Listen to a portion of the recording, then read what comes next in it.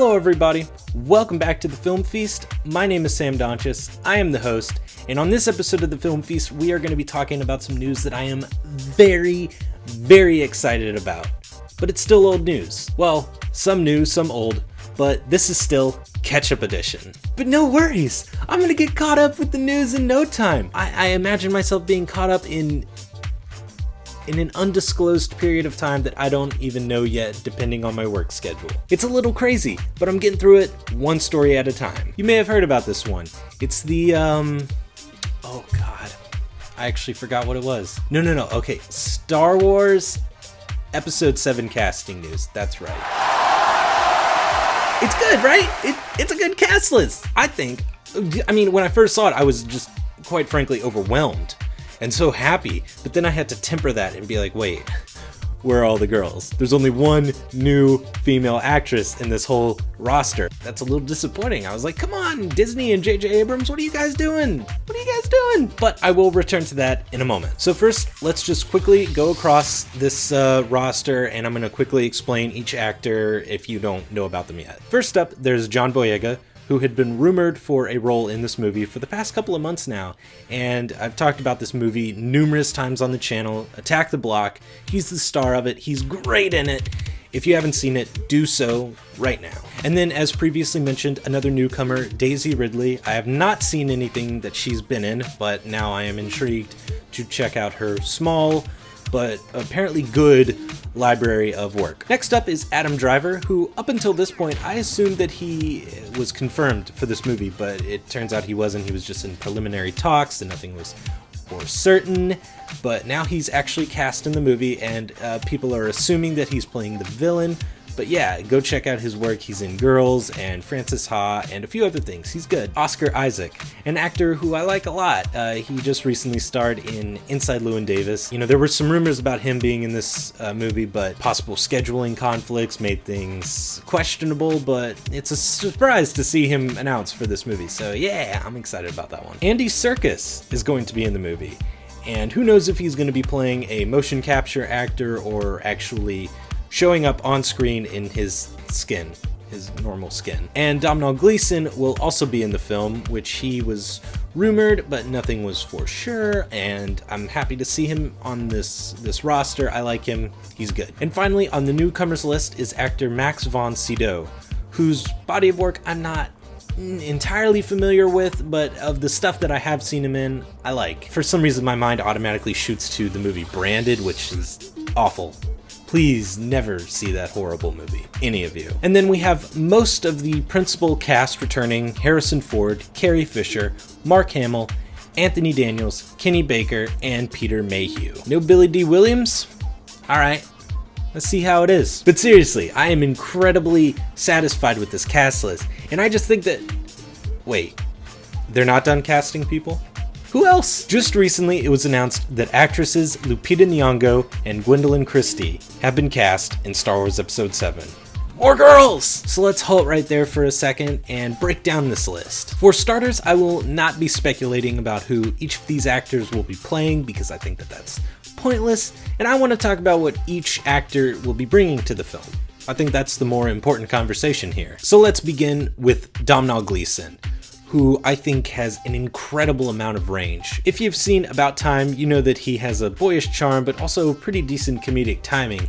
And just recently I saw him in a movie called Calvary, where he just had a few scenes, a small character, but he had a very disturbing conversation scene with his father, Brendan Gleeson's character, and really I thought he was just very compelling. On to Andy Serkis. And again, who knows if he's going to be doing a motion capture role or actually playing himself, looking just like regular Andy Serkis. The only role I've seen Andy Serkis play outside of motion capture was King Kong, where I think he played the ship's cook. Yeah, the ship's cook, or something like that. And I don't really remember anything that he contributed to that movie other than being swallowed by a giant bug. So with Andy Serkis, we'll see what happens. I think no matter what, he embodies a good amount of energy into any role you put him in, so there's no downside here. Max von Sydow is a very wise choice to give the cast a sort of elder balance to it. I don't think Star Wars A New Hope would be half the movie that it is if it weren't for Alec Guinness as Ben Kenobi. But again, fair warning, if you want to bone up on Max von Sydow's work, or at least his recent work, don't watch Branded. Oh my god. And now let's talk about Oscar Isaac, who, as far as contributions to this film, I can only expect pure quality. He's absolutely great in Inside Llewyn Davis. I also enjoyed him in 10 Years, and even in the Robin Hood movie where he just chews scenery so well. As long as he gives an earnest performance, that's all I really care about. And then there's Adam Driver, who I've already talked about on this show pertaining to his role in this movie and what he might contribute. And I don't want to repeat myself too much, but I think he'll fit in with the cast and give something worthy and different. Different is a big thing for me. I think he's very different with what he brings to the screen and what he can evoke from the audiences, as well as the other actors around him. And of course, Daisy Ridley, the female lead, who again, I haven't seen anything that she's been in, but what I think is mostly important about what she will bring to this film, she's the young female lead. All the girls and the young women who go to see this movie will mostly relate with her character, and that's very important. I don't know if Natalie Portman's character really was the best female role model. She wasn't bad, she was just bland, and the only thing that she really had going for her was a wardrobe. But with actresses on set like Carrie Fisher and Lupita Nyong'o and Gwendolyn Christie, I don't think that there's any doubt that she will have some really good role models to vibe with and bounce off of. And then of course there's the casting news that I'm most excited about. John Boyega, yes. Good job, JJ. First off, let's step back and look at the facts. This is his second big movie. There's Attack the Block and then Star Wars Episode 7. That's freaking awesome. If you pay attention to Attack the Block, I think you'll agree with me that he kind of encompasses years of leading Mannery in one single role as Moses. Also, the fact that one of the lead characters is a person of color, I just think that is absolutely great. Absolutely fantastic. I don't know why we're not doing that more in movies. Hollywood, pay the fuck attention. But it doesn't stop there, cause we still gotta talk about Lupita Nyong'o. Academy Award-winning actress Lupita Nyong'o has been cast in Star Wars Episode 7, a story that I brought to you a little while ago just in talks that they were talking about. It was just talks. And when they were just talks, I didn't like it that much because I said, oh, Lupita, you got it going on. You can go do anything. You can go do any role that you want and people are going to back you for it. So why get yourself held up in a franchise? I don't know what you said, JJ, but it worked. And kudos. You got a good actress on your hands. Don't put her in that. Just don't do it. But really, what else do I have to say about Lupita Nyong'o to convince you that she's going to be great in this film? She won an Academy Award for 12 Years a Slave. She was excellent in that film. Top-notch, really top-notch work. And pretty much every single awards acceptance speech that she's given, or any speech at all, period, that she's given, she's been fantastic and just the best kind of human being. And then finally, Gwendolyn Christie, an actress who you may know from Game of Thrones if you watch that stuff. She's really great on that show, and I enjoy watching her anytime she's on screen. And if you've watched interviews with her, you'd know that she is absolutely lovely and has plenty of personality to spare. 2 thumbs up for Gwendolyn Christie. And there you have it, the Star Wars Episode 7 cast, most of whom can be seen in this really great picture. I love this picture. It's been my Facebook cover photo forever.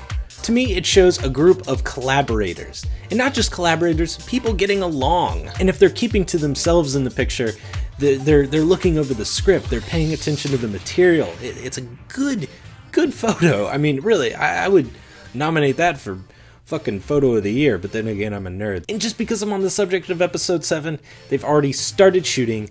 They are done shooting in Abu Dhabi.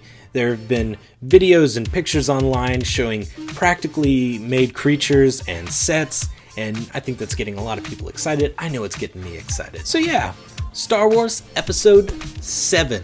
Expect more news in the coming weeks and months. Really, I'm extremely excited. This casting news got me hopping up and down. So imagine what the first trailer is gonna do. Imagine what the movie itself is going to make me do. Join me for the next episode of the Film Feast, where I will be talking about the Mighty Morphin Power Rangers reboot. Really? Hey everyone, welcome back to another video review. I decided since my Noah review wasn't an absolute speed bump, I am going to do another video review this week for Captain America, the Winter Soldier. This is the first proper follow-up to Captain America, the First Avenger, where we see Steve Rogers become a super soldier and then end up getting frozen in ice and reawakened in modern times. To the end of April, where Marvel's editor-in-chief Joe Quesada went on Kevin Smith's podcast. Quesada said of the show, as well as the 3 other planned Netflix shows, that they will exist in the same world as the Marvel Cinematic Universe. He went on to say that these series will feel a lot more grounded in comparison to the big, bombastic Marvel movies. He made the point to say that Marvel isn't trying to do The Dark Knight. They're not trying to make this overtly gritty world that all these characters exist in. Yeah. Oh, nice. Nice. The guns are out. The guns, they are being put away for everybody's safety. Look out, everyone.